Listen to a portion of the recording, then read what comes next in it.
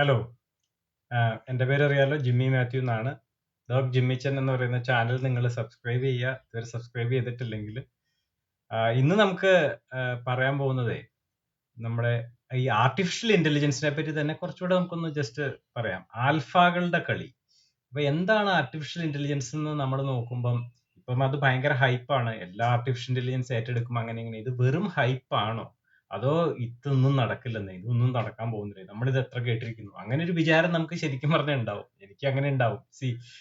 എനിക്ക് പ്രത്യേകിച്ച് ഞാൻ സ്കെപ്റ്റിക്കലാണ്. പുതിയൊരു സാധനം വന്നിട്ട് ഇത് അങ്ങനെയാവും ഇങ്ങനെയാവും എന്നൊക്കെ പറയുമ്പോഴത്തേക്കും നമ്മൾ നാച്ചുറലി വളരെ സ്കെപ്റ്റിക്കലാണ്. ഇതൊക്കെ ഇങ്ങനെയൊക്കെ നടക്കുമോ, കാരണം എന്തൊക്കെ കാര്യങ്ങൾ ഇതേപോലെ വന്നിട്ടുണ്ട് എന്നുള്ളത്. പക്ഷേ ഇപ്രാവശ്യത്തെ ഈ ആർട്ടിഫിഷ്യൽ ഇന്റലിജൻസ് എന്ന് പറയുന്ന ഒരു സംഭവം പലപ്പോഴും ഞാനത് നമ്മൾ വായിച്ചു നോക്കുമ്പം എനിക്ക് തോന്നുന്നതാണ് കേട്ടോ. അത് നമ്മൾ അതിന്റെ പ്രശ്നങ്ങൾ, അതുകൊണ്ടുണ്ടാകാൻ പോകുന്ന ഗുണങ്ങളും പ്രശ്നങ്ങളും നമ്മുടെ ജീവിതത്തിൽ ഉണ്ടാക്കാൻ പോകുന്ന വ്യത്യാസങ്ങളും ഒക്കെ അണ്ടർ റേറ്റഡ് ആയിട്ടാണ് എനിക്ക് തോന്നുന്നത്. ഭാവിയിൽ നമ്മൾ വിചാരിക്കുന്നതിനേക്കാളും കൂടുതൽ ഇംപ്ലിക്കേഷൻസ് നമ്മുടെ ജീവിതത്തിൽ മാറ്റങ്ങൾ അത് കൊണ്ടുവരും എന്നാണ് എനിക്ക് തോന്നുന്നത്. കാരണം സംഭവം ഇതിന് മുമ്പത്തെ ഒരു റിഡക്ഷോ മലയാളം ചാനലുമായിട്ടുള്ള ഒരു വലിയ ഇന്റർവ്യൂവും ഉണ്ടായിരുന്നു. അത് നിങ്ങൾ പറ്റുമെങ്കിൽ കാണുക, ആർട്ടിഫിഷ്യൽ ഇന്റലിജൻസിനെ പറ്റിയിട്ട്. ഈ പ്രാവശ്യം ശരിക്കും പറഞ്ഞ ആർട്ടിഫിഷ്യൽ ഇന്റലിജൻസ് അത് കണ്ടിട്ടുള്ളവർക്ക് അറിയാം, 1950-കളിലെ തുടങ്ങിയതാണ് കേട്ടോ.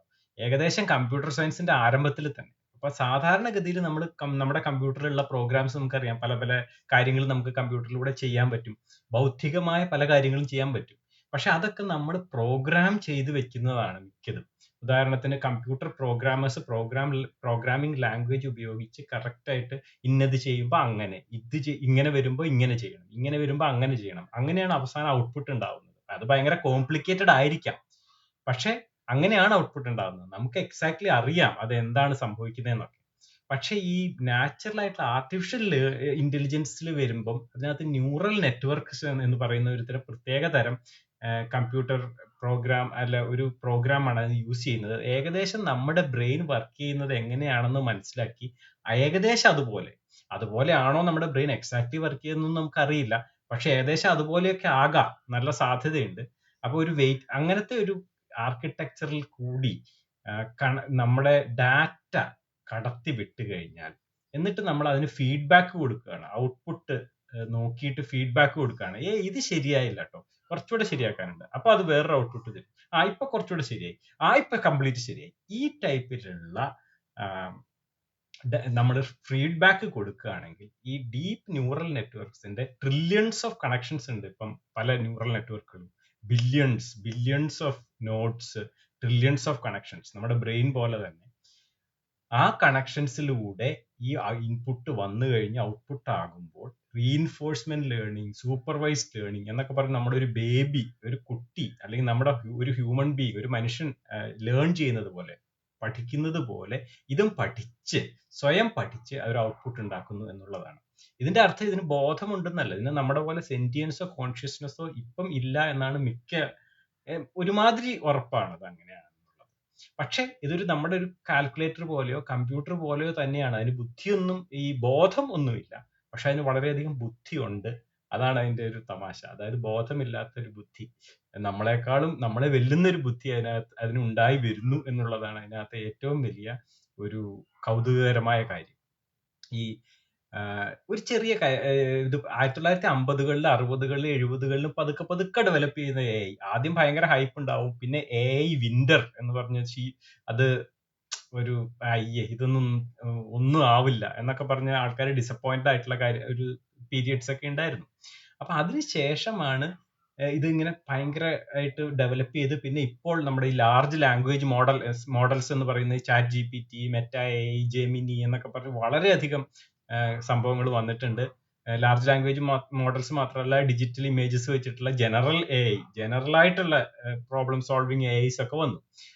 പക്ഷെ ഇതിനകത്ത് ഒരു സിമ്പിൾ ഈ ആൽഫകളിൽ കൂടെ പോയി കഴിഞ്ഞു കഴിഞ്ഞാൽ, ചെസ് പ്ലേയിങ് പ്രോഗ്രാംസ് കഴിഞ്ഞിട്ട് ആൽഫകളിലൂടെ പോയി കഴിഞ്ഞാൽ എന്താണ് ഈ ആർട്ടിഫിഷ്യൽ ഇന്റലിജൻസിന്റെ ഒരു വലിയ സംഭവമാണെന്ന് പറയാനായിട്ട് കാരണം എന്നുള്ളതിനെ പറ്റി ചെറിയൊരു ഐഡിയ കിട്ടും.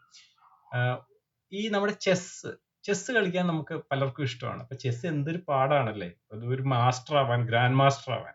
പക്ഷെ ചെസ്സിന് ഒരു പ്രത്യേകതയുണ്ട്, സിമ്പിൾ റൂൾസ് ആണ്. അത് സ്പെഷ്യലൈസ്ഡ് ആയിട്ടുള്ള ആർട്ടിഫിഷ്യൽ ഇന്റലിജൻസ് നെറ്റ്വർക്ക്സ് വഴി അതിനെ നമുക്ക് മിമിക് ചെയ്ത് പഠിക്കാൻ പറ്റും. അത് 1960കളിൽ തന്നെ ചെസ് പ്ലേയിങ് പ്രോഗ്രാംസ് വന്നു.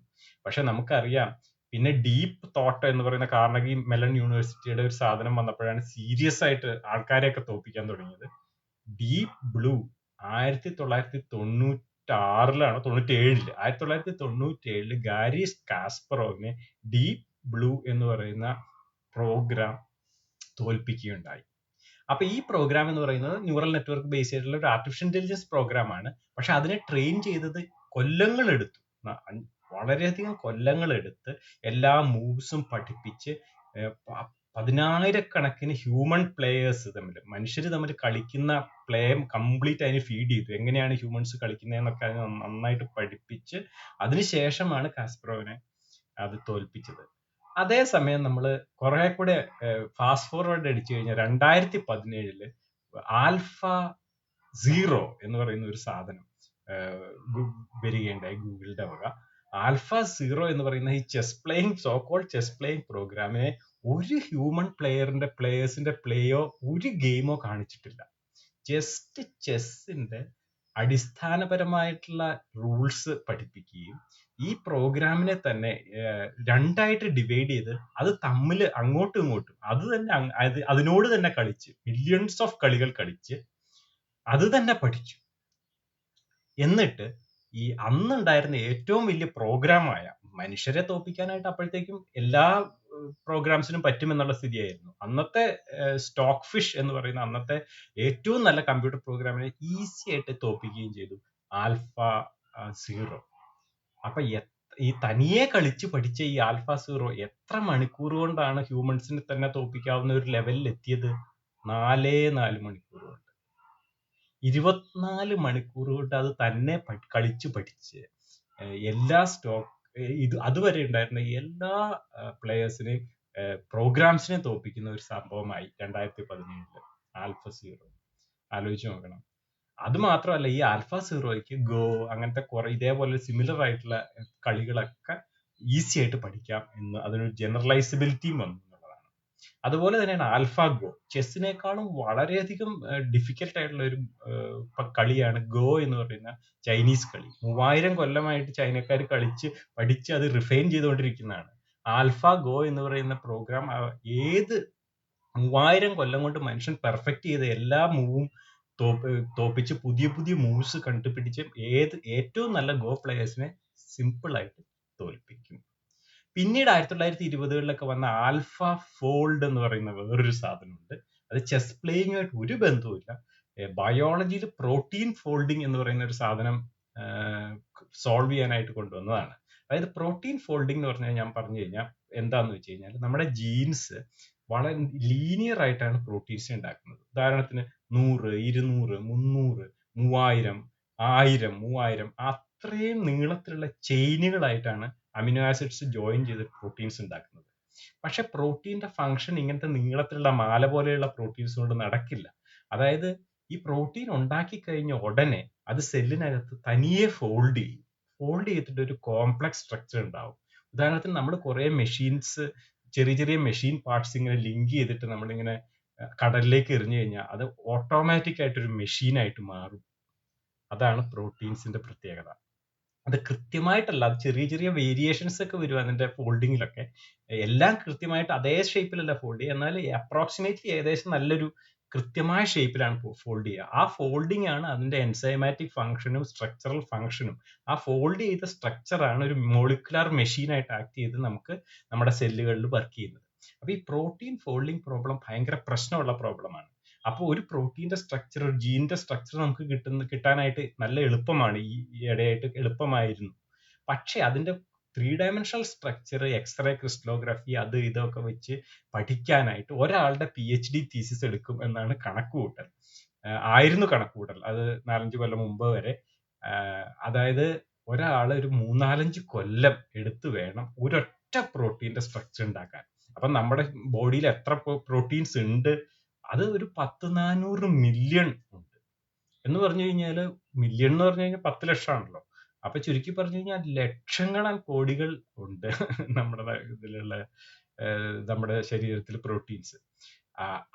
അതുവരെ 1.5 ലക്ഷം വളരെ കഷ്ടപ്പെട്ട് കൊല്ലങ്ങൾ, പിന്നെ ലക്ഷക്കണക്കിന് ആൾക്കാർ കൊല്ലങ്ങൾ വർക്ക് ചെയ്തതിന്റെ ഫലമായിട്ട് നമുക്ക് 1.5 ലക്ഷം പ്രോട്ടീൻ ഫോൾഡിംഗ് സ്ട്രക്ചർ നമുക്ക് അറിയാമായിരുന്നു. അപ്പോഴാണ് ഗൂഗിള് ആൽഫ ഫോൾഡ് എന്ന് പറയുന്ന ഇതുപോലെയുള്ള ഒരു കമ്പ്യൂട്ടർ പ്രോഗ്രാം ഉണ്ടാക്കുന്നത്. ആ കമ്പ്യൂട്ടർ പ്രോഗ്രാം ഇതുപോലെ ന്യൂറൽ നെറ്റ്വർക്ക് വെച്ചിട്ട് റീഇൻഫോഴ്സ്മെന്റ് ലേണിംഗ് ഒക്കെ വെച്ച്, അപ്പൊ അവർ ചെയ്ത് എന്താന്ന് വെച്ച് കഴിഞ്ഞാൽ പ്രോട്ടീൻസിന്റെ നമുക്കറിയാവുന്ന 1.5 ലക്ഷം പ്രോട്ടീന്റെ നമുക്കറിയാവുന്ന സ്ട്രക്ചർ അറിയാവുന്ന ലീനിയർ ആയിട്ടുള്ള സ്ട്രക്ചർ ആദ്യം കൊടുത്തു.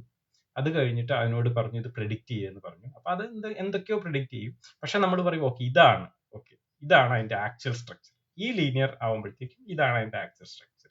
അങ്ങനെ ഉണ്ടായിരുന്ന നമ്മുടെ 1 ലക്ഷം 1.5 ലക്ഷം പ്രോട്ടീൻസ്, നമുക്ക് അറിയാമായിരുന്ന പ്രോട്ടീൻസ് അതിനെ കാണിച്ചു കൊടുത്തു. അത് കഴിഞ്ഞ് നമുക്ക് സ്ട്രക്ചർ അറിയില്ലാത്ത പ്രോട്ടീൻസിനെ ലീനിയർ സ്ട്രക്ചർ ഇവിടെ കാണിച്ചു കൊടുത്തപ്പോൾ അത് ഓട്ടോമാറ്റിക് ആയിട്ട് മറ്റേ ഫോൾഡഡ് സ്ട്രക്ചർ കൊണ്ട് തന്നു വെറും സെക്കൻഡുകൾക്കുള്ളിൽ. നമ്മൾ കഷ്ടപ്പെട്ട് ബുദ്ധിമുട്ടി 4-5 കൊല്ലം എടുത്ത് ചെയ്യേണ്ട ഒരു സാധനം ഇത് ഇൻസ്റ്റന്റേനിയസ് ആയിട്ട് അതിന് പ്രെഡിക്റ്റ് ചെയ്യാൻ പറ്റി. പിന്നെ നമ്മളത് കഷ്ടപ്പെട്ട് അതിന്റെ സ്ട്രക്ചർ കണ്ടുപിടിച്ചു കഴിഞ്ഞാൽ ഇത് പ്രെഡിക്റ്റ് ചെയ്തതുമായിട്ട് വളരെ പൊരുത്തമുണ്ട്, ഏകദേശം സെയിം ആണ് എന്ന് മനസ്സിലായി. ചുരുക്കി പറഞ്ഞു കഴിഞ്ഞാൽ ഇപ്പോഴുള്ള ഏത് പ്രോട്ടീന്റെ സ്ട്രക്ചർ നമുക്ക് അതിന്റെ ലീനിയർ സ്ട്രക്ചർ ജനറ്റിക്കലി അറിയാമെങ്കിൽ ഈസി ആയിട്ട് ഓൾമോസ്റ്റ് സർട്ടൻലി കറക്റ്റ് ആയിട്ട് പ്രെഡിക്റ്റ് ചെയ്യാനായിട്ട് ആൽഫാഫോൾഡിന് പറ്റും. ഇപ്പോൾ ഉള്ള മില്യൺസ് ഓഫ് പ്രോട്ടീൻസിന്റെ സ്ട്രക്ചർ ഏകദേശം നമുക്ക് അതുപോലെ അറിയുകയും ചെയ്യാം. Actually AlphaFold solved the protein folding problem. എന്നാൽ ഇത് എങ്ങനെയാണ് ഇതിനകത്ത് ഇത് നടക്കുന്നത് അത് നമുക്കറിയില്ല. അത് കറക്റ്റ് ആയിട്ട് അറിയാൻ വലിയ ബുദ്ധിമുട്ടാണ്. ചുരുക്കി പറഞ്ഞാൽ നമ്മുടെ ന്യൂറോ സയന്റിസ്റ്റുകൾ നമ്മുടെ ബ്രെയിനകത്ത് എന്താണ് നടക്കുന്നത്, നമ്മൾ ഓരോന്ന് ചെയ്യുമ്പോൾ ബ്രെയിനകത്ത് എന്താണ് നടക്കുന്നതെന്ന് നമുക്കും അറിയില്ല അല്ലേ. നമ്മളൊരു ഡിസിഷൻ എടുക്കുന്നു, എന്താണ് നമ്മുടെ ബ്രെയിനിൽ എക്സാക്ട്ലി നടന്നത് നമുക്ക് അറിഞ്ഞൂടാ. ഏകദേശം അതുപോലെ തന്നെയാണ് ഈ ന്യൂറൽ നെറ്റ്വർക്കിനകത്തും. പിന്നെ ലാർജ് ലാംഗ്വേജ് മോഡൽസ് വന്നു, ChatGPT ഒക്കെ വന്നു. അപ്പൊ അതിനെപ്പറ്റി ഞാൻ അതിന് മുമ്പ് ഒരു പ്രോഗ്രാമിൽ കുറെ പറഞ്ഞിട്ടുണ്ട്. അപ്പൊ ഇനിയും സബ്സിക്വന്റ് പ്രോഗ്രാംസിൽ അത് അങ്ങനെ പല പല കാര്യങ്ങൾ പറയുന്നതിന്റെ കൂടെ നമുക്ക് വേണമെങ്കിൽ അതും പറയാം. നിങ്ങളുടെ സംശയങ്ങൾ താഴെ പറയാം. എന്തൊക്കെയാണ് ഇനിയത്തെ വീഡിയോകളിൽ വേണ്ടത് എന്നും എഴുതണം.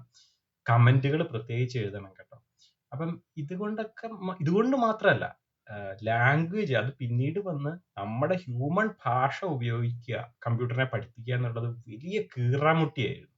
ഭാഷ നമ്മളൊരു സംസാരിക്കുന്നത് അതേപോലെ തന്നെ മനസ്സിലാക്കാൻ പോലും പറ്റുന്ന കമ്പ്യൂട്ടർ പ്രോഗ്രാംസ് വളരെ ബുദ്ധിമുട്ടിയാണ് 10 കൊല്ലം മുമ്പ് വരെ ഉണ്ടായിരുന്നത്. പക്ഷേ അതിനൊക്കെ ലാർജ് ലാംഗ്വേജ് മോഡലുകൾ കൊണ്ട് എന്തോരം മാറ്റമാണ് വന്നത്. മാത്രവുമല്ല ഈ ലാർജ് ലാംഗ്വേജ് മോഡലുകൾക്ക് അണ്ടർസ്റ്റാൻഡ് ചെയ്യാൻ, നമ്മൾ പറയുന്നതും ചെയ്യുന്നതും കാര്യങ്ങൾ മനസ്സിലാക്കാനുള്ള കഴിവ്, ക്രിയേറ്റീവായിട്ട് അതിനെ ഉപയോഗിക്കാനുള്ള കഴിവ്, അതിന് പുതിയ പുതിയ സംഭവങ്ങൾ ഉണ്ടാക്കാനുള്ള കഴിവ്, ഇതൊക്കെ ഉണ്ട്. എന്നാൽ കോൺഷ്യസ്നെസ്സോ ബോധമോ ഇല്ലതായി. അപ്പം വരും കാലങ്ങൾ വളരെ വളരെ ഇൻട്രസ്റ്റിംഗ് ആയിരിക്കും. എന്തൊക്കെ സംഭവിക്കാൻ പോവാന്ന് ആർക്കും അറിഞ്ഞില്ല. ഓക്കെ.